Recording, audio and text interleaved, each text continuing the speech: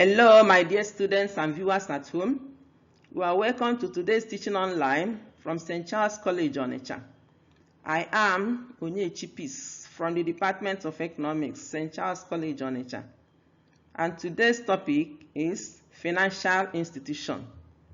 Financial institution. Before we continue, we are going to look at the specific objectives. By the end of the lesson, you will be expected to 1. Define financial institution. 2. Explain traditional financial institution. 3. Mention and explain at least 4 advantages or merits of traditional financial institution. 4. Mention at least 3 disadvantages or demerits of traditional financial institution. 5. Define commercial bank. 6. Mention and explain at least 5 functions of commercial banks.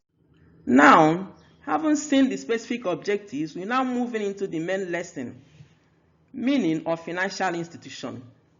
Financial institution refers to all business organizations or establishments which hold money for individuals and institutions and may borrow from them in order to give loans or make other investments. They are the main channel by which funds can flow from lenders to borrowers. Classification of financial institutions. Financial institutions can be classified into 2 major groups. 1. Banking institution and non-banking institution. So banking institution. Banking institutions deal with the management of money through the banks. The management of money through the banks. An example of these banks are 1. The central bank, commercial bank, merchant bank, and development bank. We now move on into the non-banking institutions. So non-banking institutions deal with the certain aspects of money management. They handle money but does not allow to take deposits from the public. They deal with loans, acquisition of shares, stocks, bonds, debentures, etc. And examples of these non-banking institutions are insurance companies, stock exchange, issuing houses, and so on. Now, having seen this financial institution, remember that this financial institution is very broad, is very large, but we are going to take them step by step. So let us now look at the traditional financial institution. The traditional financial institution, that is, how money is being managed before the advent of the modern banking system. So now, what is traditional financial institution? Meaning of traditional financial institution.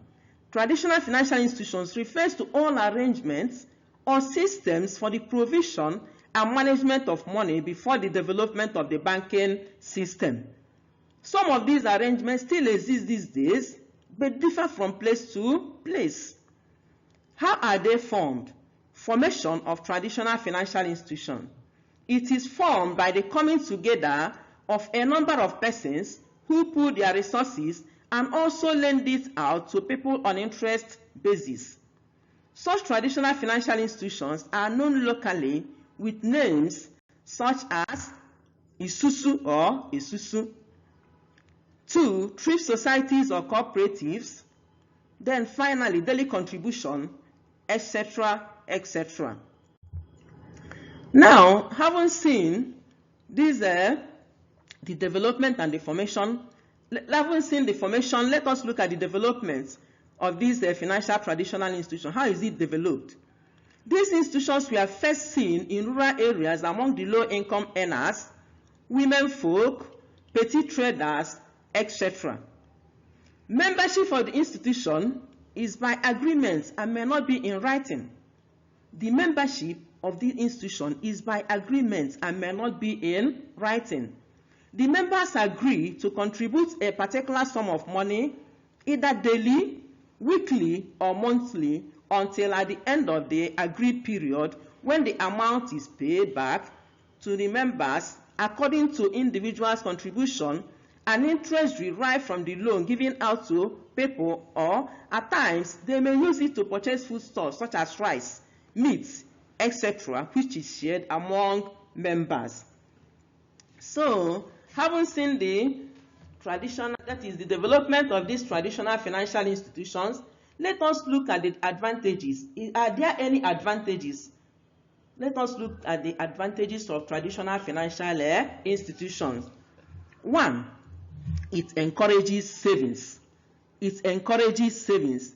Members, through the pooling of resources together, are encouraged to save. They are encouraged to save.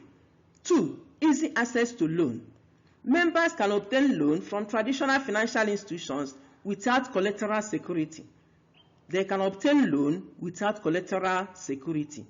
Another advantage is it promotes investment. It promotes investment. Traditional financial institutions may decide to invest in viable business that can yield profits in the organization. Fourthly, it renders assistance to members in time of needs. Traditional financial institutions can assist members when they are in financial difficulties.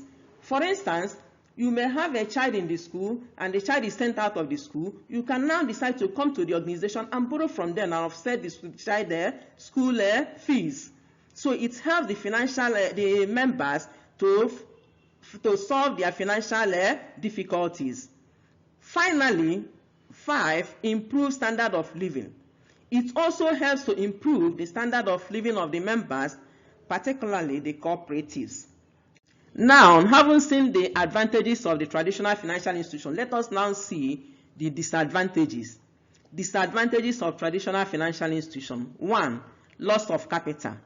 This can bring about total forfeiture of one's savings of the manager's abscondment, runaway, or death. Here we are talking of one's forfeiting what he has contributed in case the manager runs away or if the manager dies in the process of contribution. Then 2, delay in payment. As a result of lack of proper recording, there might be an argument on the sum total of contribution, which may lead to delay in payment. Thirdly, no fixed rate of interest. Money lenders arbitrarily fix high and inhuman interest rates. 4, inability to repay loan. Inability to repay loan could lead to putting one's child into slavery. Now, these are some of the advantages and the disadvantages of the traditional financial institutions. So now, having seen how the money is being managed before the advent of the banking institution, let us now look at the commercial banks proper. The commercial banks. So, definition of commercial banks. Definition of commercial bank. A commercial bank may be defined as a financial institution usually established as a joint stock company with the aim of making profit. It usually grants short-term and medium-term loans.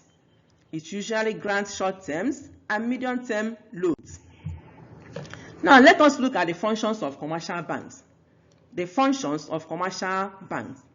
1, acceptance of deposits.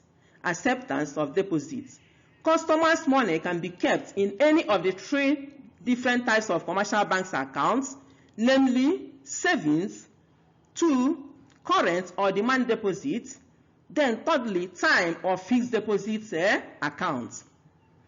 2, lending of money. Commercial banks make available loans, overdraft, and discount bills of exchange to their customers. But remember that this overdraft is for the operators of the current accounts only. Then 3, facilities for domestic and foreign remittances. Commercial banks provide facilities for domestic and foreign remittances. Such transfers can be done telegraphically. It can be done telegraphically or by cable or by ordinary mail or through travelers' checks. Then 5, safekeeping of valuables.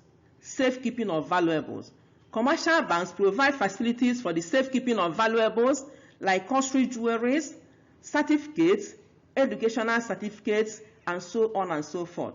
In case you have something that you don't know where to store, that you don't know how to safeguard, you can take it to the commercial bank, any of the commercial banks of your choice. They can safeguard it for you because they have access, they have the vault where they keep all these valuable things. Then 5, provision of trust services. Commercial banks provide trust services for individuals and organizations. Trust services include the management of trust funds. They can manage the trust funds for organizations or individuals. Then 6, agency services. The bank acts as agents for their customers in the purchase and sale of securities. You can approach your bank to buy or sell securities on your behalf. 7, money creating functions. Deposits received can be given out as credit to customers, which in turn creates further deposits.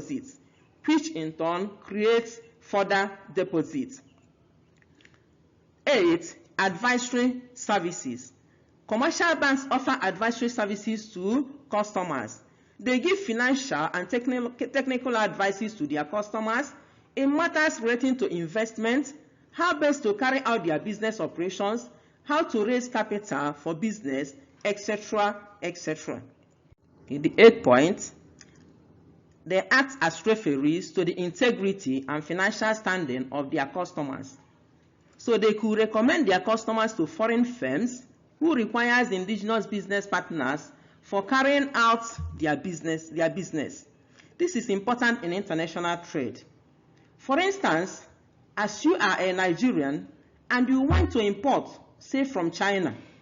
Now, on approaching the company you want to import from China, the company will require from you to fill in details. They'll give you a form to fill. In that form, you have to fill details about yourself, including your bank.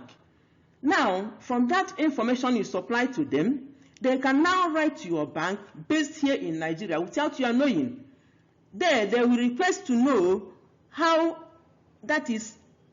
reliable you are, how you transact your business, whether you are a fraudulent customer, whether you are a reliable customer, how active are you with your financial standings in their bank. So now, your bank in Nigeria will now write all these things and send back to that company in China secretly without your knowing.